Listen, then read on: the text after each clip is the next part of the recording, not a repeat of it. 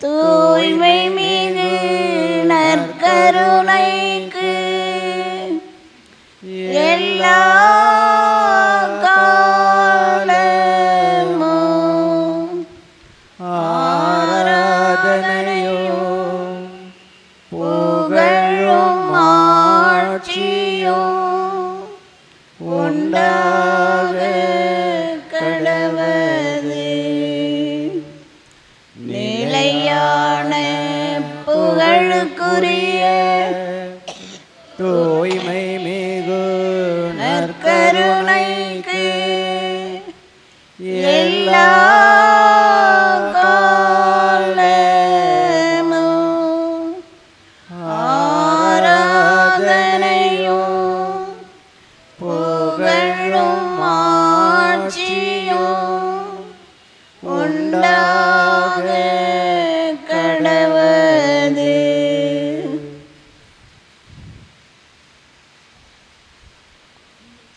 இயேசுவில் பிரியமான அன்புள்ளங்களே,